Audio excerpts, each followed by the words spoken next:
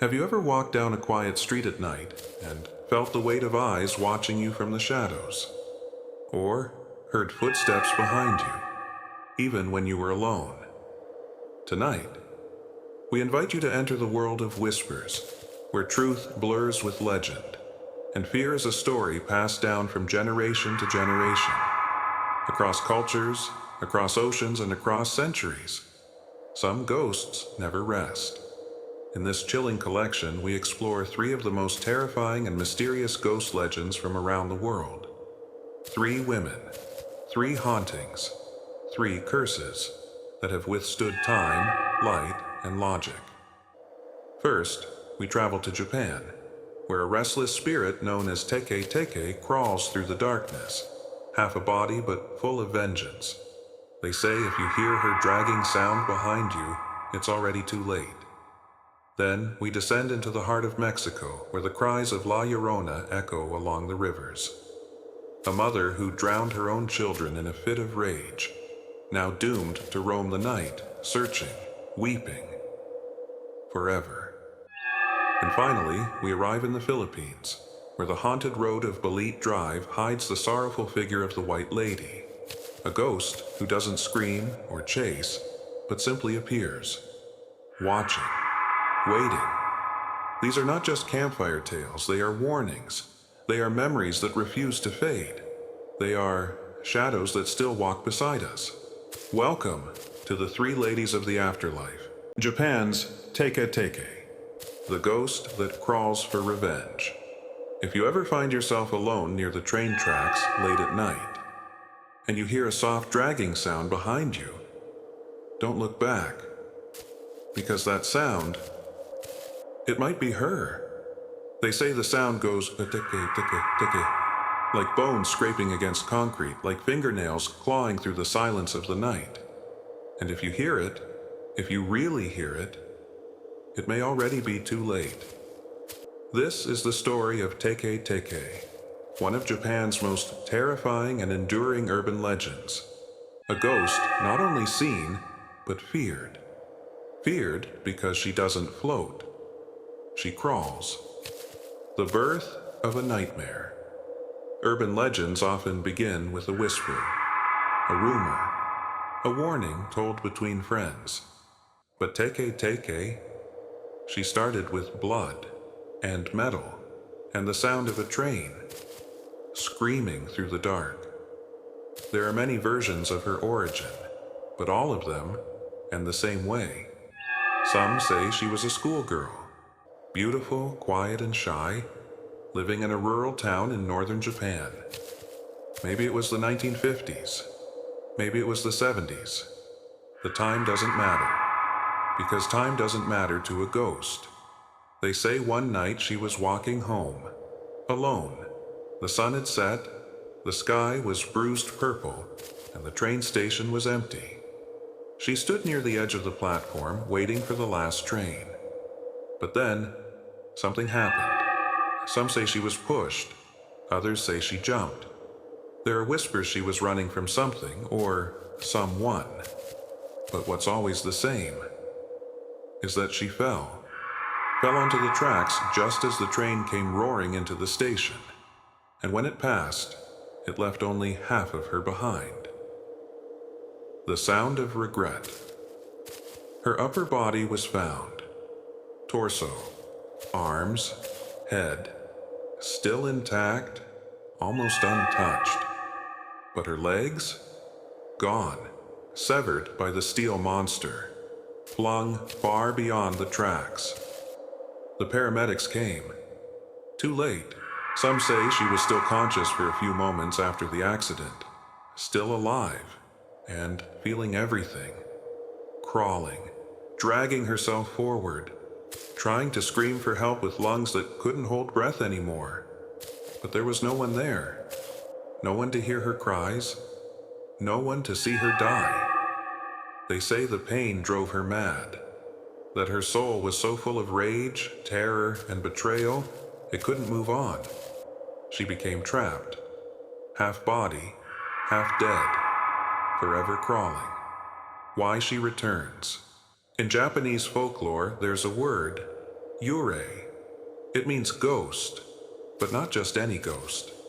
A yurei is a spirit tied to this world by unfinished business, by sorrow, by vengeance, by the kind of death that doesn't let you rest. Teke Teke is not just a ghost.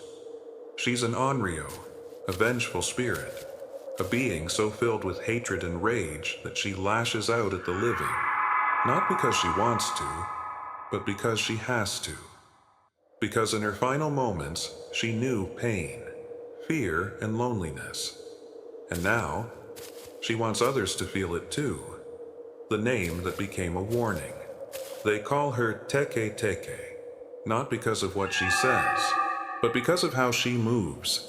She drags herself on her hands and elbows, her arms raw, her nails bloody, her face pale as bone, and every time she pulls herself forward across concrete, it makes that sound, Teke, Teke, Teke.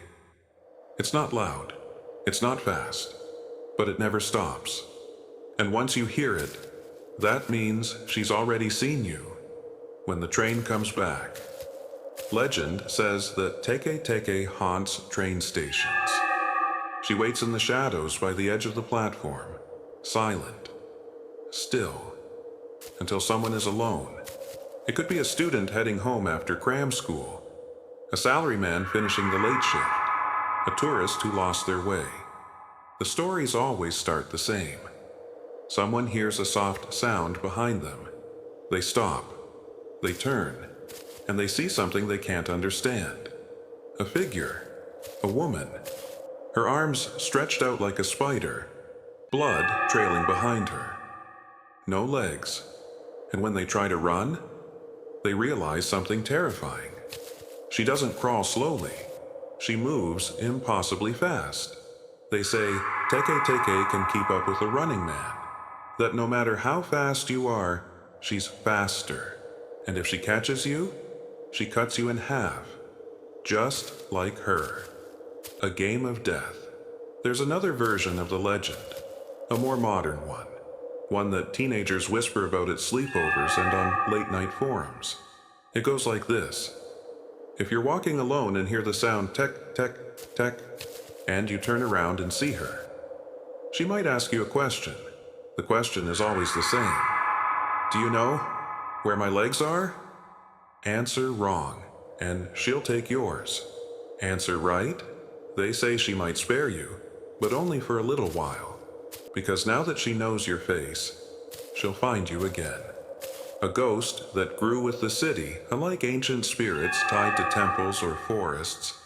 Teke Teke is a modern ghost. Born of iron, speed, and machinery. She represents a fear that lives in every city dweller. The fear of public spaces that turn dangerous. The horror of being alone in the crowd. Of being forgotten. Crushed by the machine of society. She haunts more than tracks. She haunts memory. She is the ghost of the unseen victim. And that's why, even decades after her first appearance, people still claim to hear her. A whisper in the night. Even today, some people in Japan swear they've seen her. They report sightings near quiet stations, at abandoned crossings, and even in school hallways after dark. Some say they dreamed about her. Some say they saw her while awake. But the strangest thing, many of them describe her the same exact way. Down to her face, her movement, the sound she makes as she drags herself closer. Teke, Teke, Teke. The legend lives. Is it all just a story? A tale to scare children? A warning to stay away from the tracks? Maybe. Or maybe, just maybe, there's truth in every whisper, pain in every myth. A real girl, a real accident, a real scream that was never heard.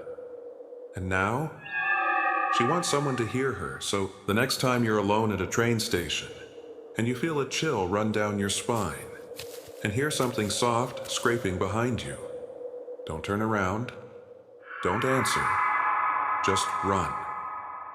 Because Teke Teke is still out there, crawling, searching, waiting. There are some ghosts that fade with time, tales that grow old, legends that die when the storytellers stop speaking, but not Teke Teke. She doesn't wait for someone to tell her story. She becomes the story. Over the decades, the sightings haven't stopped. In fact, they've only become more specific, more believable, more terrifying. Because this ghost doesn't just belong to the past. She's in the present, in our streets, in our cities, in the cold silence of the late-night commute. The student who stayed too late. One of the most well-known encounters took place in 1998. A high school student in Hokkaido, let's call him Kenji, was staying late after class. He had missed his regular train and was forced to wait alone at a small rural station. The platform was empty, the lights above flickered. The only sound was the wind and the faint humming of the vending machine behind him. He checked the schedule. The next train wouldn't arrive for another 40 minutes. He sighed, tired, bored, alone. But then, he heard something strange, a faint clicking noise, soft, almost rhythmic. Tek, tek, tek. At first he thought it was someone approaching, maybe an old woman with a cane, maybe a stray animal, but when he turned around, there was no one there. The sound stopped. He brushed it off, his mind playing tricks. But 5 minutes later, it returned. Only this time, louder. Tek, tek, tek. Kenji stood still. He looked down the platform again, and that's when he saw it.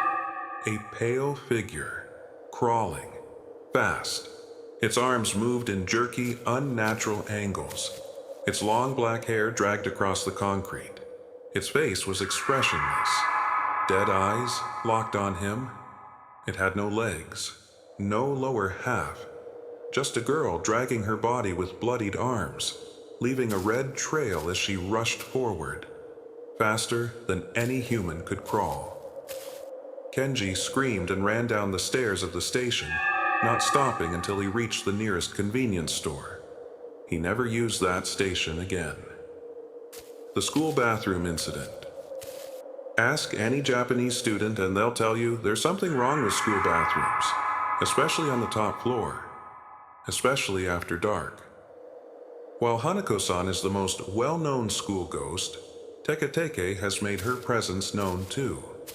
One account from a girl named Yui still circulates on message boards. She was a quiet second-year student who stayed late to clean her classroom. By the time she finished, it was already dusk. The halls were empty. Only the janitor remained downstairs. Yui needed to use the bathroom before heading home. She climbed the stairs to the 3rd floor, the top level of the school, and entered the girls' restroom. The lights inside flickered. One stall door was swinging slightly, creaking. She stepped into the far stall, locked the door behind her. That's when she heard it. Scrape, scrape, scrape. It sounded like someone dragging a bag across the floor. Then it grew louder. Tek, tek, tek. Coming closer, Yui froze. Her heart slammed in her chest. She crouched low, looking through the crack under the door. And she saw them. 2 pale hands, fingernails broken, bloody, dragging a body. No feet, no knees, just a torso. It stopped in front of her stall. Silence. And then, a voice. Dry, croaking. Where are my legs? Yui fainted. She was found the next morning by the janitor, unharmed, but forever changed. She never returned to that bathroom again. The question that kills Teke Teke is more than a ghost. She is a ritual, an urban legend with its own rules. Some say you can survive an encounter if you answer her question correctly. The problem is, there's no correct answer. If you say, "I don't know where your legs are," she'll kill you for being useless. If you say, "Your legs are at the train station," she'll call you a liar. and cut you in half. If you say, "Your legs were taken by the train," she'll scream, and then take yours. The legend changes depending on the prefecture, but one detail always remains.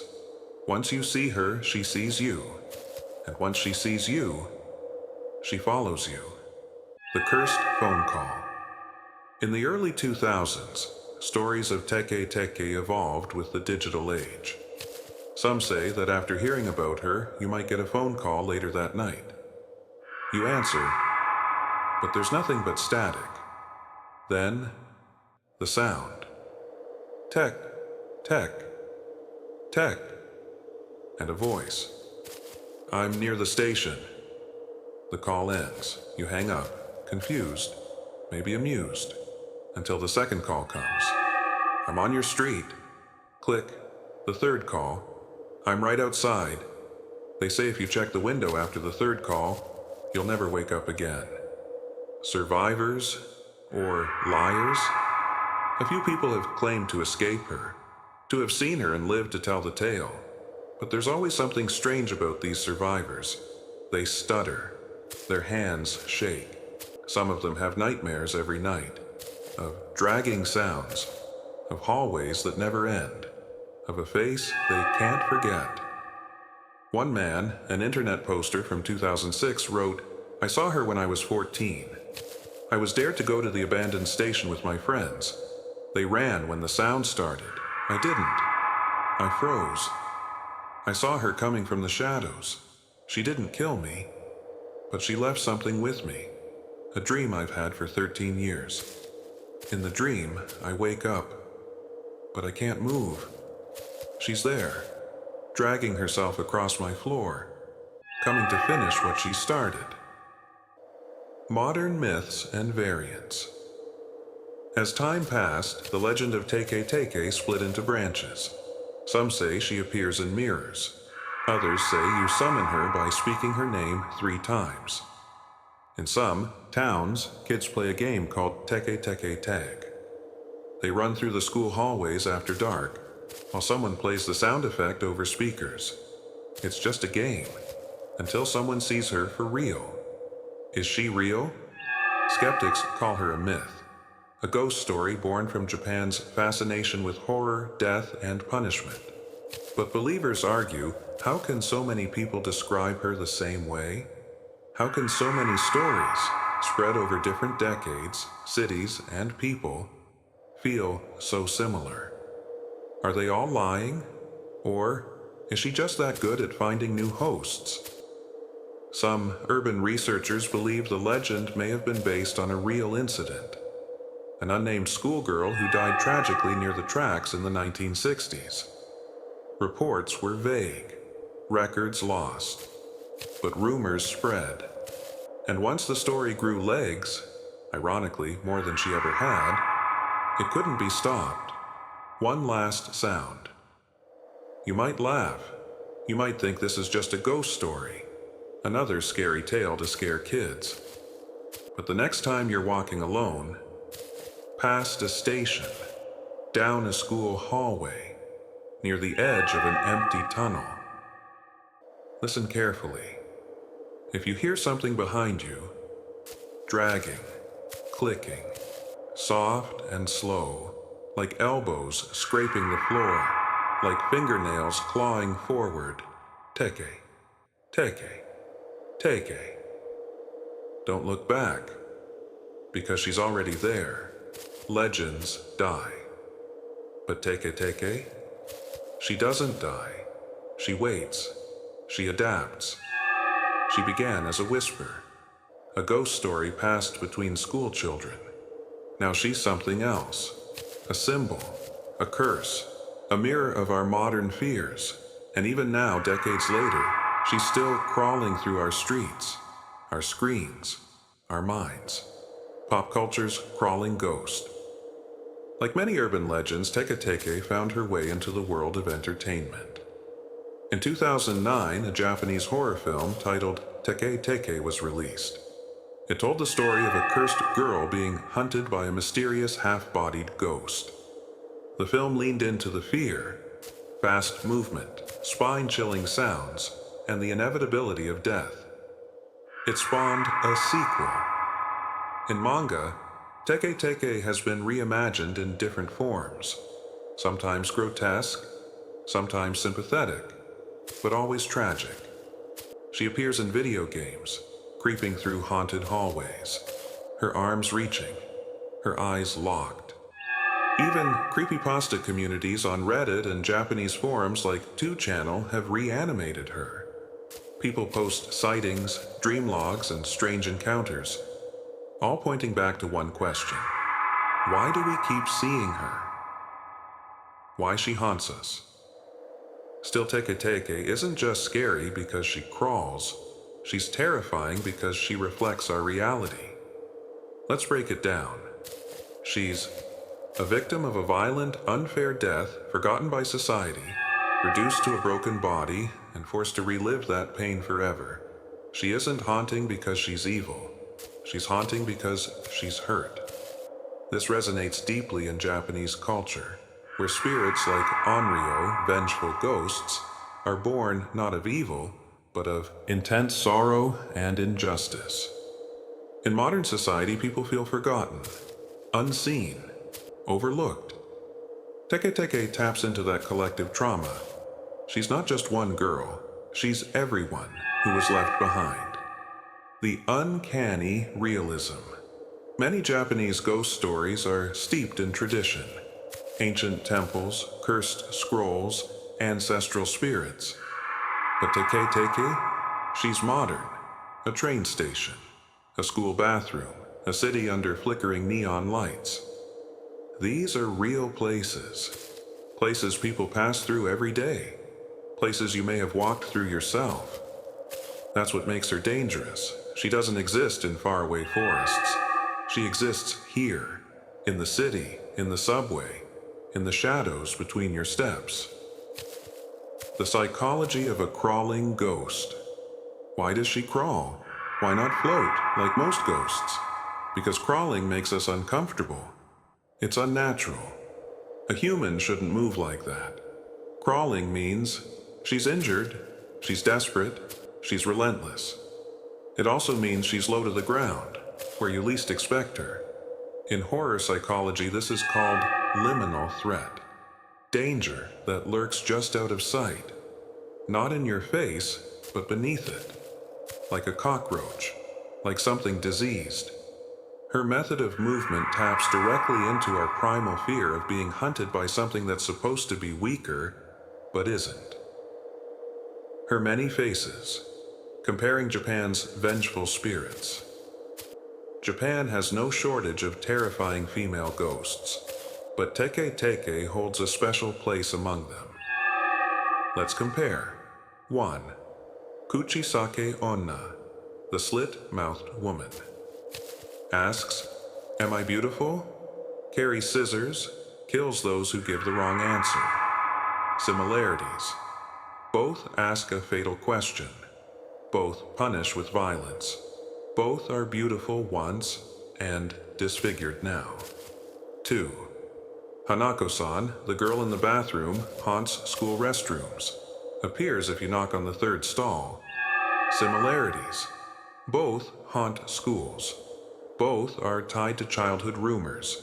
Both blend innocence with fear. 3. Okiku, the well-ghost betrayed servant thrown into a well. Counts plates, screams when she reaches 10. Similarities. Both represent revenge for injustice. Both are female victims of cruelty. But here's the difference. Teke Teke doesn't haunt a specific object or place. She haunts movement itself. You can't trap her, you can't appease her, you can only hear her. Tek, tek, tek, and hope you outrun her. Reported real-life sightings. Some stories refuse to go away. In 2011, a man claimed to see a woman crawling across a pedestrian bridge in Aichi Prefecture at 2 a.m. When he approached to help, she vanished. Later, he found deep scratch marks along the railing. In 2016, a group of teens exploring an abandoned train station reported hearing dragging sounds echo through the halls. One girl filmed a shaky video that shows a blur in the corner. Something low, moving fast. Even in 2023, forum posts appeared with titles like, "I saw something crawling at the platform. I'm not crazy." Of course, skeptics say it's all in our heads, that urban legends create shared hallucinations, mass panic, misremembered dreams. But those who've seen her, they're not trying to prove anything. They're just trying to forget. Symbol of a lost generation? Some folklorists believe Teke Teke represents a generation lost to modernity. In the 1950s-70s, Japan underwent rapid industrialization. Small towns became cities. Trains symbolized progress, but also danger. Accidents increased. Workers were crushed. Children were left alone longer as parents chased jobs. It was a time of growth, but also loss. Teke Teke, they argue, is a spirit born from that very conflict. She is progress turned cruel. The cold steel of technology that devours without remorse. And in that sense, she isn't just a ghost. She's a warning. Are we keeping her alive? Maybe she never existed. Maybe she was just a name, passed from one scared student to another. But here's the question. If so many people believe in her, fear her, see her in their dreams, is that enough to make her real? In folklore, there's a concept called tulpa. It means a being created from thought alone. Imaginary at first, but real enough to hurt. Could Teke Teke be a tulpa? Fed by our fear? Strengthened by our stories? If so, every time someone tells her tale, she grows stronger. So, what do you do if you see her? Let's say you're walking alone. It's late. You hear something strange. You stop. You turn around. And there she is. What do you do? According to legend, don't run toward the train tracks. That's her territory. Don't lie to her. She hates dishonesty. Don't scream. It excites her. The only chance you have is to answer her question calmly and respectfully. Where are my legs? Try saying, they were taken from you, I'm sorry, and hope that's enough. But more than anything, don't hesitate, because she won't. One final warning. Stories like Teke Teke aren't just told to frighten, they're told to remember. To remember those who were lost, those whose screams went unheard, those whose pain outlived their bodies. So, the next time you're near the edge of a station platform, alone, cold, and surrounded by silence, listen closely. If you hear dragging, if you hear fingernails scraping, if you hear a voice whispering, "Do you know where my legs are?" Don't laugh. Don't doubt. Just walk away and pray she doesn't follow. Because the most terrifying thing about Teke Teke isn't that she might be real. It's that deep down, we need her to be. Mexico's weeping woman, the curse of La Llorona. They say on nights when the moon is hidden behind thick clouds, when the wind whispers through the trees and the rivers run dark and silent, you can hear her cry, "Ay, mis hijos! Oh, my children!" Her voice is distant, mournful, drifting like fog across the night. And those who hear it, they say they never forget it. Some go mad. Others vanish without a trace. This is not just a tale whispered around campfires. This is the legend of La Llorona, the weeping woman, Mexico's most enduring and terrifying ghost story. And like all legends, it begins with a woman, a real woman, a mother. Her name was Maria. Long ago, in the heart of colonial Mexico, nestled between sprawling fields and a winding river, there was a small village. It was a place of dusty roads and quiet lives where days passed slowly and people feared little beyond hunger and drought. Maria lived on the edge of this village. She was known far and wide for her beauty. Her dark hair flowed like silk, her skin glowed like the desert moon, and her eyes, they held something deeper, sorrow perhaps, or something waiting to be awakened. She was poor. Her family had little, but her beauty made her stand out, even among the wealthy. Men from the village and beyond would stop and stare. She turned down many suitors, unimpressed by promises of land, livestock, or comfort. She wanted more. She wanted love, passion, something worthy of the stories she'd been told as a child. And one day, it came. He rode into town on a white horse. A tall man, dressed in rich fabrics with boots polished to a shine, and a smile that made women swoon. He was a Spanish nobleman, the son of a wealthy landowner visiting his father's estates. His name has been lost to time, but the villagers remembered the way he looked at Maria, like no one else existed. And Maria, for all her strength, fell, deeply, completely. They were inseparable. For weeks, he courted her with gifts, poems, and promises. The villagers warned her, men like him don't marry girls like you. But she didn't care. She believed in love. And for a while, he proved them wrong. He married her. They had 2 sons. He built her a home near the river, a beautiful white adobe house with blue trim and flowering vines. She was happy. Or so she thought. But wealth has a way of changing things. And love, when left untended, can rot like fruit in the sun. Years passed. The nobleman began to travel more, returning to the city for business. His letters grew colder, his visits less frequent. And when he did come back, he no longer stayed in the house by the river. He no longer kissed her like he used to. He no longer smiled at their sons. One evening, Maria stood at the gate with her children, waiting as his carriage approached. Her heart pounded, her dress pressed, her boys eager to see their father. But he didn't stop. He rode right past them. Inside the carriage was another woman, a beautiful woman, dressed in silk, wearing jewels Maria had never seen. The nobleman didn't even look her way.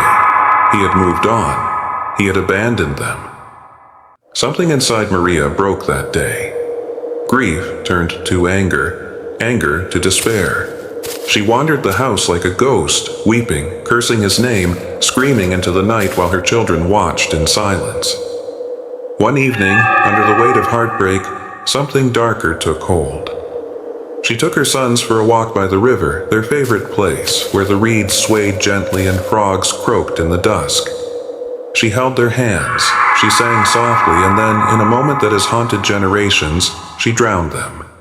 Some say she did it in madness, a mind shattered by betrayal. Others say it was vengeance, a twisted punishment for the man who left her. Whatever the truth, when the river swallowed her children, Maria stood on the bank, dripping with sorrow and regret. The water, now still, reflected the horror in her eyes. Realizing what she had done, she screamed, a scream that echoed across the hills, waking the entire village. And then she vanished. Her body was found days later, downstream, her white dress clinging to her cold skin, her arms still outstretched as if searching for the boy she had lost. The villagers buried her in silence. Some mourned. Others spat on her name. But that was not the end. No, it was only the beginning. Not long after her burial, people began to hear crying near the river. At first it was soft, a woman's voice whispering through the reeds.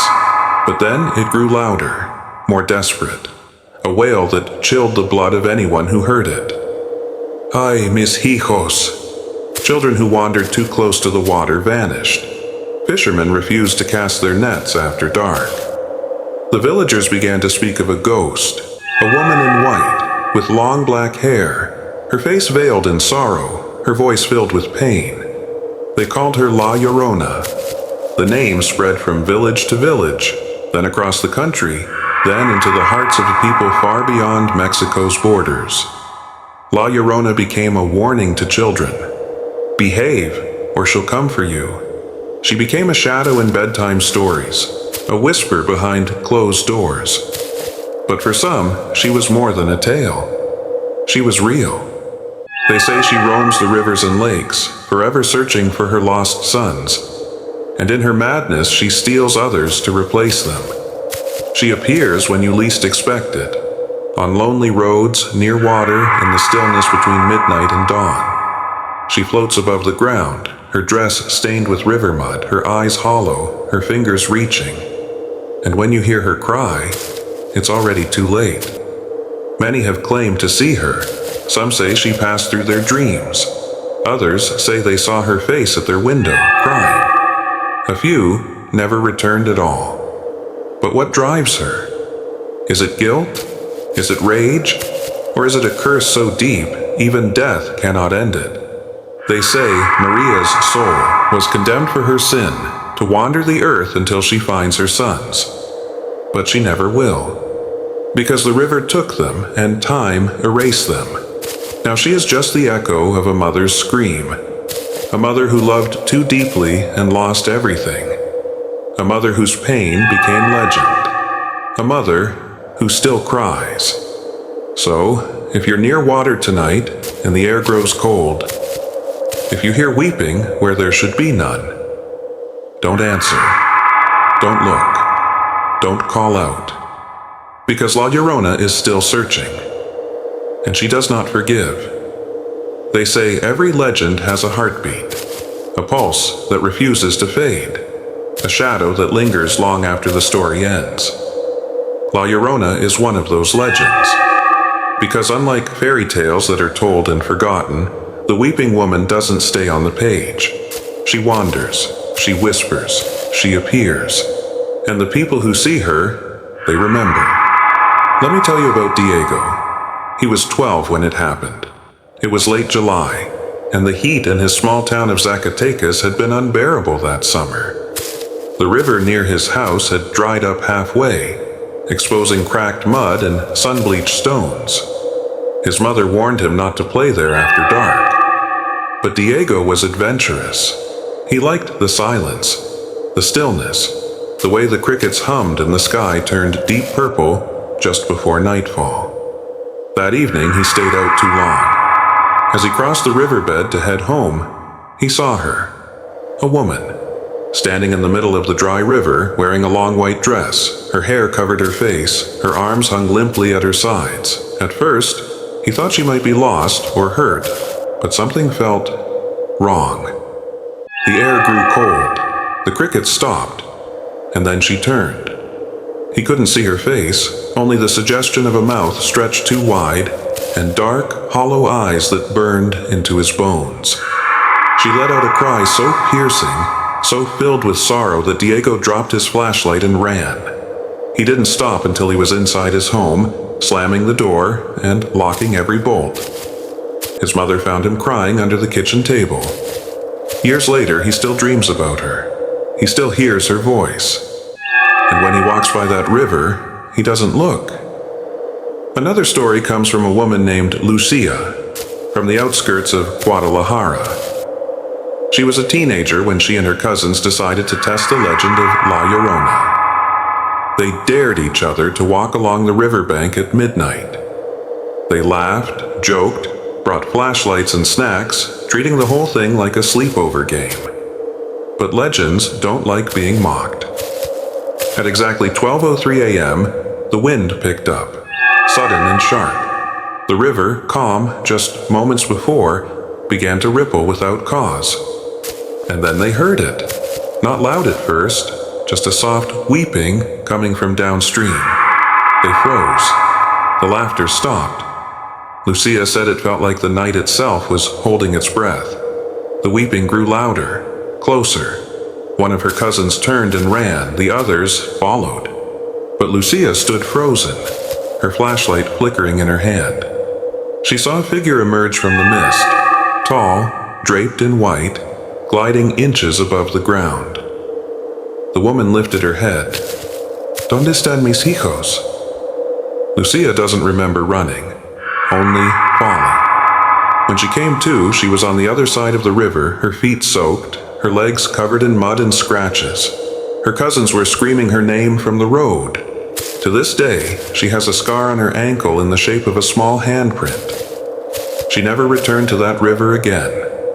These stories are not rare. In fact, the sightings of La Llorona stretch far and wide, not just across Mexico, but into the American Southwest. Texas, New Mexico, Arizona, California.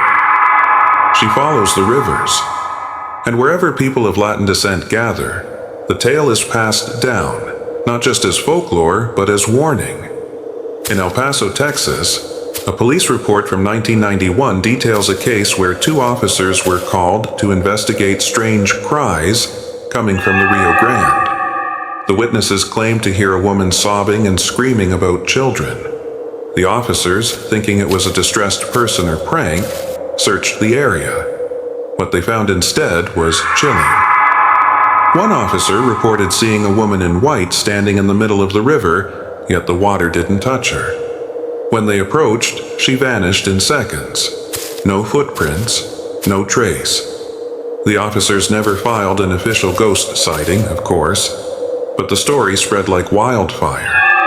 And both men resigned within the year. La Llorona has also appeared on roads, especially near rivers or lakes. A truck driver once told a story of picking up a woman walking alone just outside of Santa Fe, New Mexico. She was dressed in white, barefoot, soaking wet. He pulled over, concerned. She climbed into the truck without a word. He asked where she was going. She simply whispered, "I'm looking for my sons." He drove for about 5 miles, then glanced at the passenger seat, and she was gone. The seat was still wet. Why do so many people see her? Is it mass hysteria? Is it the power of a story told too often, too vividly? Or is there something more? Some believe La Llorona is more than a ghost, that she's a manifestation of guilt and grief, a spirit formed from centuries of maternal sorrow and betrayal. Some say every country has their version of her. In Ireland, there's the Banshee, a woman who wails to warn of death. In Japan, the Onryo, vengeful spirits of wronged women. In the Philippines, the White Lady haunts rural roads. But La Llorona is different. She's not just a warning of death, she's the cause of it. Perhaps the most unsettling thing is this: La Llorona isn't confined to the past. She evolves. There are modern sightings, urban stories, even digital encounters. In 2018, a group of teenagers in Mexico City were live streaming a night exploration by a canal. Around 1:15 a.m., the audio picked up crying. Faint, distant. One of the boys called out as a joke, "La Llorona, is that you?" Seconds later, the camera shook violently. The stream cut. When it resumed, the boys were screaming, running through brush. One claimed something had grabbed his leg. They didn't see anything clearly, but the video went viral. People who watched it said they heard the crying too. Some claimed it kept echoing in their dreams. Others said their devices crashed every time they replayed the clip. So how do you protect yourself? Some say never go near water at night. Others claim prayers and salt can ward her off. One grandmother swore that if you hear La Llorona crying, run in the opposite direction, because she appears farthest from where her voice is heard. That's right, her cries echo in reverse. If she sounds distant, she's near. If she sounds close, she may already be behind you. There are countless theories. Some believe she's trapped in a cycle, reliving her grief, unable to cross into the afterlife. Others say she is driven by hunger, not for food, but for souls, particularly children whom she tries to take as replacements for her own. There are even those who believe La Llorona doesn't just haunt rivers, that she moves through emotions, that extreme sadness, rage, or guilt can call her forth. She is drawn to pain, she feeds on it, and she never forgets. But perhaps the most terrifying thing about La Llorona is this: you don't have to believe in her for her to find you. You could be on a road late at night, or walking by a quiet stream, or maybe just hearing a story like this, eyes darting to the window, wondering if that sound was wind or something else. All it takes is one moment of weakness, one call, one whisper. And if she answers, you will never be the same. Some stories fade with time, others grow louder. La Llorona's tale has never faded. It has never softened with retelling. If anything, it has multiplied, whispered across campfires, embedded in lullabies, carved into stone walls of villages long gone. Her name is enough to hush a room. Her cry, enough to freeze blood. And the curse she left behind? It lives on, not just in places she's seen, but in the hearts of those who fear her, remember her, and most terrifyingly, become her. A curse that breathes. La Llorona is not just a ghost. She's a wound, a tear in the fabric between life and death, a symbol of a pain so deep it transcends generations. To some, she's a story meant to scare children away from dangerous rivers. To others, she's a tragic symbol of motherhood, loss, betrayal, and the unbearable silence that follows an irreversible mistake. But for many, especially those raised in her shadow, La Llorona is a curse, passed down like dark heirlooms. Families have told stories of daughters who hear weeping after arguments with their mothers, sons who vanish near lakes where her name was once spoken, children who sleepwalk to rivers in the middle of the night murmuring, "Don't cry, Mama, don't cry." What if the curse is more than folklore? What if it's memory? A spiritual scar so deep it etched itself into the collective mind of a culture, retelling itself through tragedy, through guilt, through motherhood. La Llorona's curse may not just be about death. It may be about remembering. Remembering what we've lost, what we could become, and what happens when grief becomes stronger than love. Mothers who mourn. There's a theory, old, whispered in back rooms and church basements, that La Llorona doesn't wander the earth to punish others.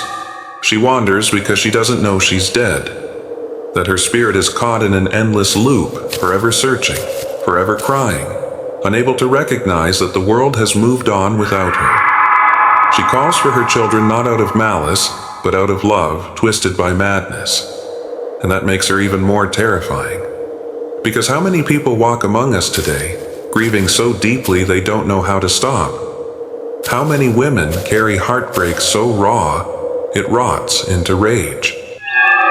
Some say every culture has its own Llorona, a weeping woman at the edge of night, reminding us that the line between love and destruction is razor thin. And some say, if a mother grieves hard enough, deeply enough, she becomes La Llorona, not cursed by a legend, but by her own sorrow. The silence of the churches. In rural Mexico, in villages wrapped in centuries-old traditions, there are churches that refuse to speak her name. Priests who will not say La Llorona aloud during sermons. Why? Because it's believed that speaking her name, especially inside sacred ground, invites her in. Not just into the building, but into the soul. Old church records speak of mothers possessed by grief after losing children, wailing uncontrollably, tearing at their skin, muttering in voices not their own. Some claim their cries mimicked the exact wail of La Llorona. One priest wrote in 1893, "The woman we brought in had lost her son to fever. She mourned, yes, but then she began to call to him in a voice I had only heard once before, by the river. It was not her voice. It was hers." Another church near Veracruz was said to have sealed off its confessionals after too many women came in whispering they had seen her, not as a ghost, but in mirrors, in dreams, in themselves.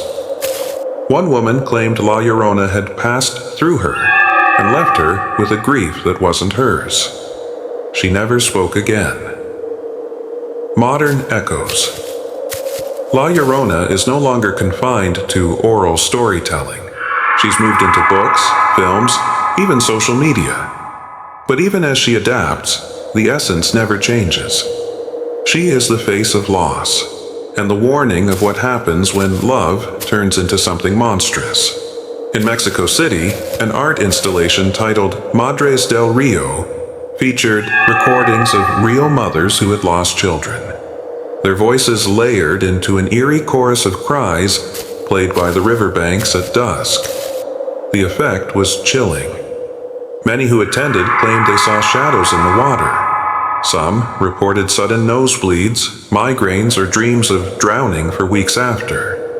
The artist never explained the full meaning, but those who heard the cries said it was impossible to tell whether the wailing was human or hers. Children still disappear. This is the part no one wants to say out loud. Children still vanish near rivers. Whether you believe in La Llorona or not, the statistics exist. From villages in Guatemala to towns in New Mexico, stories of missing children still echo eerily close to rivers, canals, or lakes, especially where her name is often spoken. In some cases, authorities blame animals, flood currents, even human crimes. But locals shake their heads. "She was here," they whisper. "You can smell the roses. You can hear the cry." Roses, they say, are what she smelled like in life. And to smell them near water after dark is a bad omen. Can she be freed? There are rituals, old ones, forbidden ones, passed down by curanderas, traditional healers who believe La Llorona's soul can be released. But the price is high. One ritual involves walking into the river at midnight and offering a toy once owned by a lost child. Another speaks of reciting her original name, if it was ever known, backward while surrounded by candles. But most believe freeing her is impossible, that she's not just one soul, but many, a legion of sorrow, a gathering of pain, a chorus of every mother who has ever screamed into silence and received no answer. What she teaches us. La Llorona's story is a warning, but not just about ghosts. It's about what happens when we ignore pain, when we betray trust, when we take love for granted. She reminds us that emotions are not harmless, that grief left unchecked can become something dark, that sorrow, when buried, becomes a seed, and from it grows something monstrous. She is not just a story to scare children. She is a story for adults, for those who have forgotten how fragile the human soul can be, how easily we break, how quickly love can turn into destruction if left in the shadows too long. She is still waiting, and so she wanders. Her cries echo through generations. Her story morphs, but the feeling stays the same. Cold, heavy, familiar. You may not believe in ghosts, but one night when the world is quiet and the wind shifts just right, you may hear her, not loud, not clear, just a whisper, a sob, a question. "¿Dónde están mis hijos?" And then, silence. The White Lady of the Philippines, the ghost of Balete Drive. They say there's a road in Quezon City that whispers when no one is listening. A road covered by shadows not just from the towering Balete trees that arch above it, but from something older, colder, and deeply sorrowful. Its name? Balete Drive. By day, it looks like any narrow street in the city, a stretch of concrete flanked by modest homes, old walls covered in moss, and the thick arms of trees tangled overhead. But at night, it becomes something else entirely. When the traffic fades and the air turns still, Balete Drive becomes the haunt of a legend. A woman dressed in white, waiting by the roadside, her face pale, her hair soaked as if she had just crawled from the grave. She is known simply as the White Lady, the beginning of a whisper. No one remembers when the stories began. Some say it was the 1950s. Others claim they heard it from their grandmothers. Taxi drivers tell each other the same warning again and again. If you're driving down Balete Drive at night, never look in your rearview mirror. Because sometimes the seat behind you doesn't stay empty. Sometimes she appears. The first ride. It was a Friday night, humid and quiet. The cicadas had stopped chirping. The city for once had fallen asleep. A cab driver named Ernesto was on his last trip of the night, hoping to make enough to cover his child's school fees. He wasn't new to the road. He'd been driving for over 20 years, and he knew Quezon City like the back of his hand. Balete Drive was a shortcut, one he took often. He'd heard the stories, of course. Who hadn't? But stories don't pay rent. And ghosts? Ghosts were for the superstitious. It was past midnight when Ernesto turned onto Balete Drive. The streetlights flickered. A gentle mist had crept onto the road, glowing faintly under the yellow lamps. The thick branches of bolete trees swayed as if breathing. Then he saw her, standing at the edge of the road. A young woman, dressed in white. Her hair long, straight black, falling past her waist. She didn't wave. She didn't move. She just stood there, head tilted slightly as though waiting for something. Ernesto slowed his car. "She's probably lost," he whispered to himself, trying to sound normal. But something in his stomach tightened. His fingers curled tighter around the steering wheel. He stopped the car beside her, rolled down the window. "Miss, do you need a ride?" She didn't answer. She just looked at him. Her eyes were hollow. Ernesto blinked. In that fraction of a second, she was suddenly sitting in the back seat. No sound, no door opening. Just there. A passenger without a voice. He tried to speak, to ask where she was going, but his throat was dry. His mouth refused to move. In the mirror, her face was pale, nearly gray. She was looking straight ahead. Not at him, not at anything. Just ahead. He drove. Every few seconds, he glanced in the rearview mirror. Still there. Still silent. No sound from her. No movement. Not even breathing. When he reached the end of Balete Drive, he turned to ask where to drop her off. The back seat was empty. There was no sign of her. Not a single sound. Not even the warmth of a presence. Only the faint scent of wet leaves. And one handprint. Small, feminine, pressed against the inside of the rear window. Ernesto quit his job 2 weeks later. He said nothing to his family, only that Balete Drive was cursed, and that some passengers were already dead. Why white? Why here? The legend spread like wildfire, whispered between students, shared around bonfires, traded between teenagers daring each other to drive the road at night.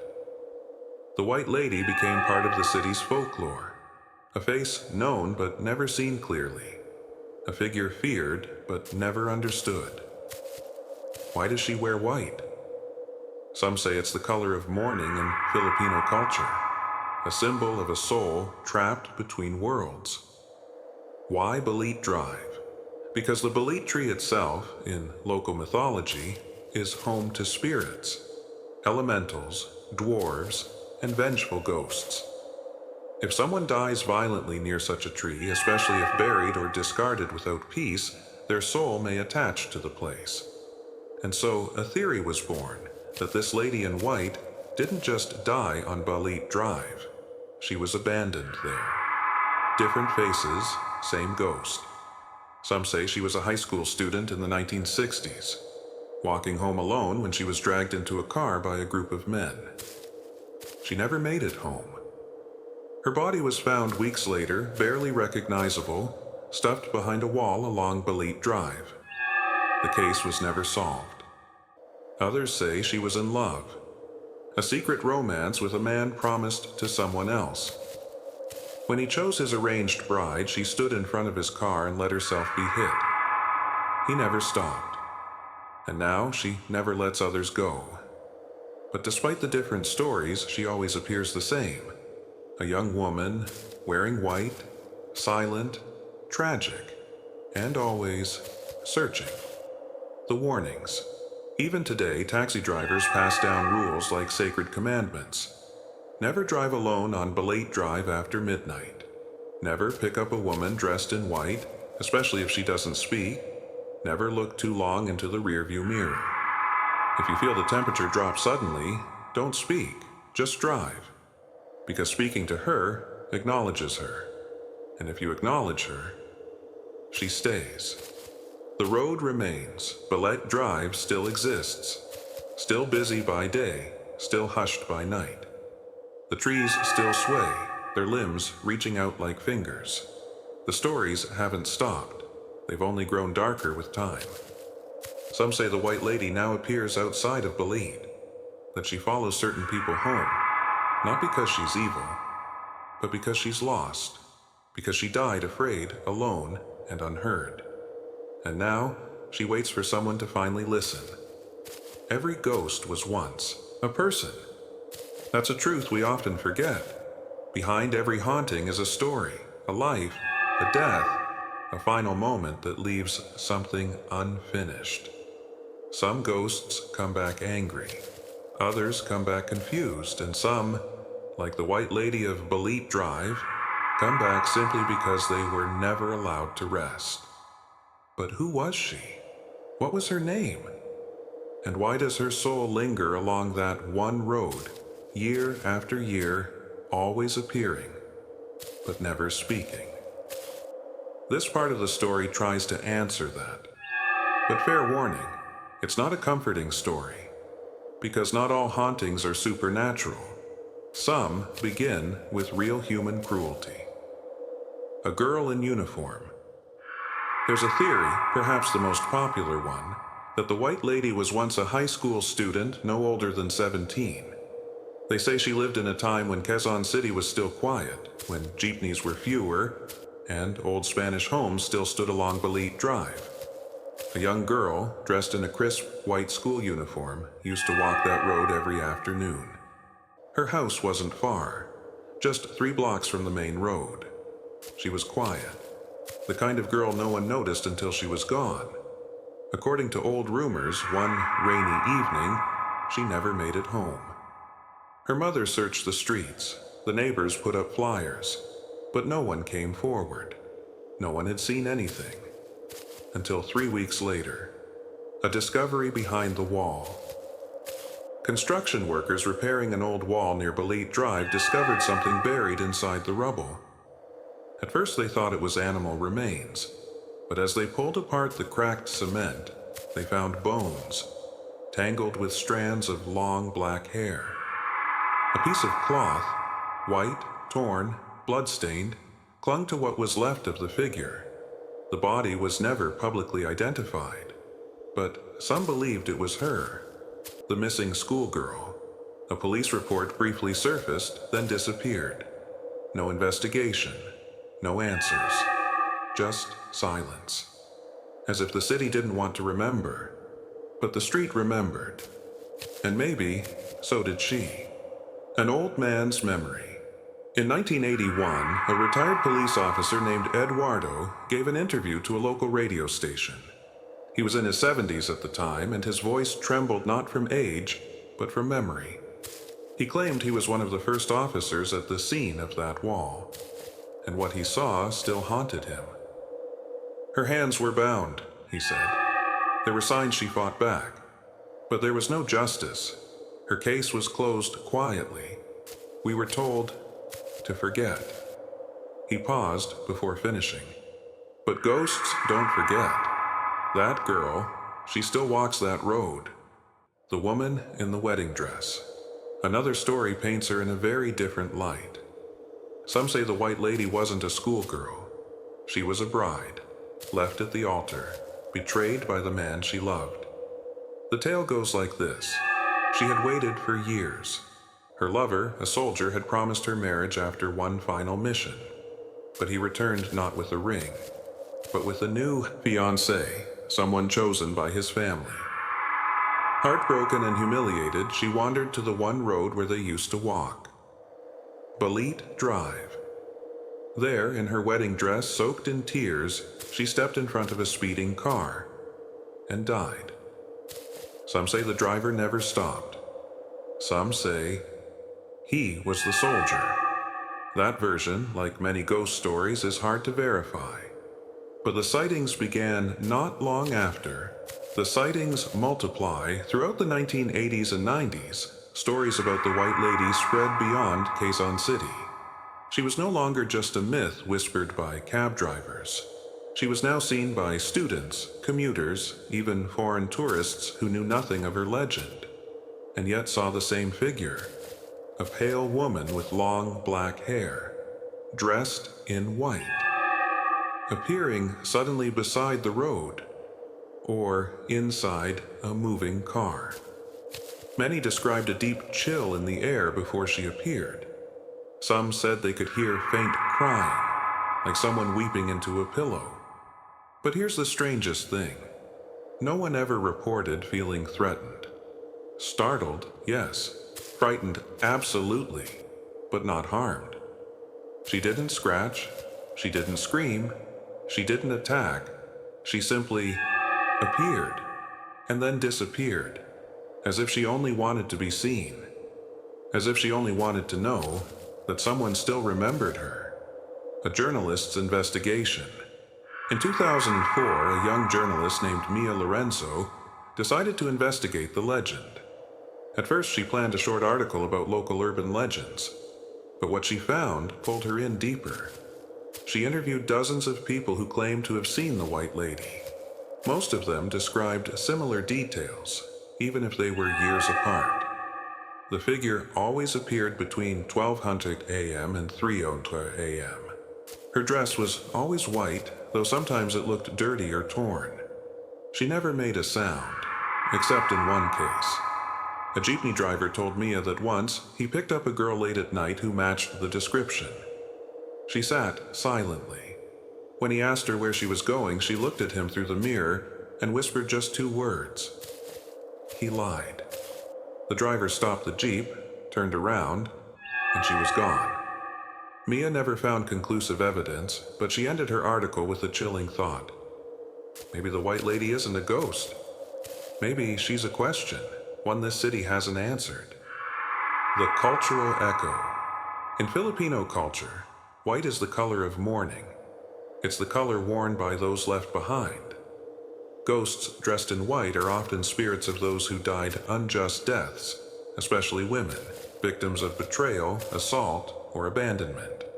These spirits are believed to stay earthbound, repeating their final steps, forever trapped in the moment they died. The White Lady of Balete Drive fits this pattern. A woman silenced, a woman forgotten, a woman still searching, haunting the present. Even in the 2020s, sightings haven't stopped.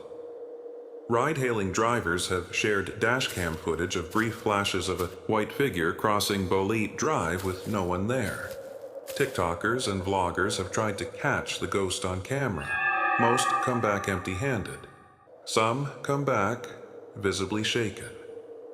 One YouTuber, known for debunking paranormal myths, tried staying on Balete Drive from midnight until dawn. He never finished the video. He deleted his channel a week later. In his final post, he simply wrote, "Some stories are not meant to be proven, just respected." Not just a ghost, but a mirror. So who is the White Lady? Is she the schoolgirl who never made it home? The betrayed bride who chose death over heartbreak? Or something else? Maybe she is all of them. Maybe she is every woman who died unheard. Every girl who screamed and was ignored. Every soul who was buried without justice. And maybe that's why she never harms. Because she doesn't want vengeance. She just wants to be seen, to be acknowledged, to have her story told. They say roads don't forget, especially those built on silence, secrets, and sorrow. Balete Drive, a narrow stretch of street lined with ancient balete trees, has carried more than just traffic over the years. It has carried grief, fear, and whispers passed from generation to generation. In this final part of the story, we look at how the haunting of Balete Drive has evolved, how it continues to affect the people who live near it, and why, despite modernization, streetlights, and endless attempts to explain it away, the White Lady still walks. The Haunted Road. Today it's 2025. 25. Quezon City has changed. Fast food chains, gas stations, and condos now crowd the once empty street. Cars pass by every minute. Cell towers blink above the old trees. And yet, the stories have not stopped. Drivers still avoid stopping at night on Balete Drive.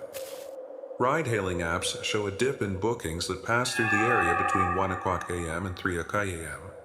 Local residents, especially those who've lived there since childhood, speak in hushed voices when asked about her.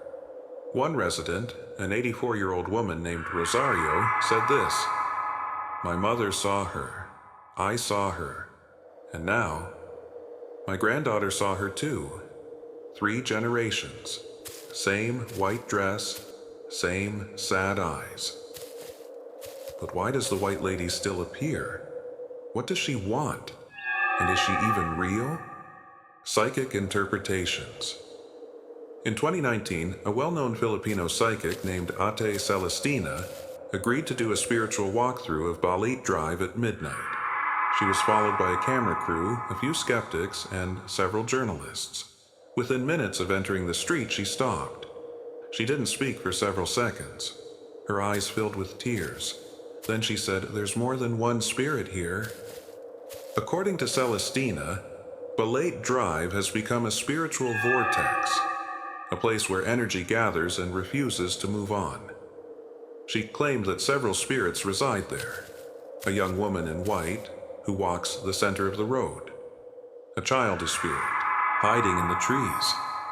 A male presence, darker, heavier, who watches from the shadows but never speaks. But the White Lady, Celestina said she isn't angry. She's lonely.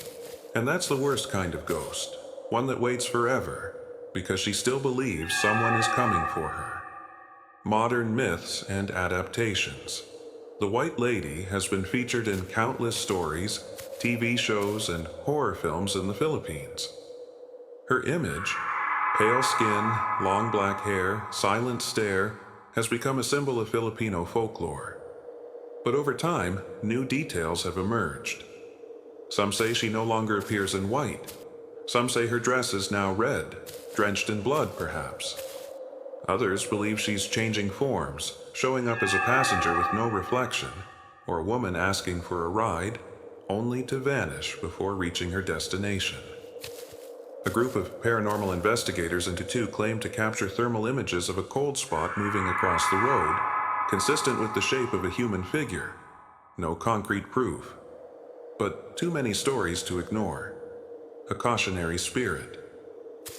In many Southeast Asian cultures, ghosts like the White Lady serve as warnings, not just to avoid certain places, but to remember certain values. Respect the dead. Don't drive recklessly. Don't break promises. Protect women. Listen when someone cries for help. The White Lady is no longer just a ghost. She's a cultural conscience. Her presence on Balete Drive reminds us of what happens when cruelty is ignored, when victims are forgotten, when pain is buried beneath concrete and silence. Some believe that the reason she hasn't moved on is because no one has fully told her story. Until now. A ride at 2:46 a.m. Let's go back to a story from just last year. A Grab driver named Marco picked up a female passenger from a quiet street near E. Rodriguez Avenue. She was wearing all white. Her head was bowed. She barely spoke. Just handed him her phone and pointed to the destination. Balete Drive. Marco didn't think much of it. He'd heard the stories, sure, but he was a practical man. Just another passenger, another ride, another few pesos. But when he reached the street, the woman whispered, "Stop here." He pulled over. She opened the door and stepped out, into the middle of the road. Marco turned to call out to her, confused. She was gone. The road was empty. He looked around, checked the mirrors, got out of the car. Nothing. When he checked the app, he found something even stranger. The trip had never been logged. There was no record of any booking, just silence and the cold. Unfinished business ghosts linger for many reasons: love, regret, anger, betrayal, but most of all, for closure. And the White Lady of Balete Drive has none. Her identity remains unclear. Her death remains unsolved. Her story, twisted by time and rumor, is more mystery than truth. Maybe she needs someone to find her real name. Maybe she needs someone to light a candle for her. Or maybe she needs someone to finally listen, not to prove she's real, but to understand why she's still here. The Road After Midnight. If you ever find yourself in Quezon City late at night and you drive past Balete Drive, slow down, turn off the music, roll down your window, and listen. You may hear nothing but the wind in the trees.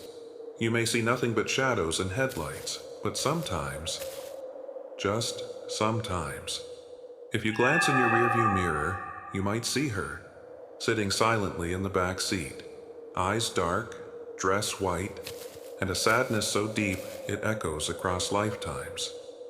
Don't speak, don't run, just keep driving, because you've become part of her story now. And some stories never end.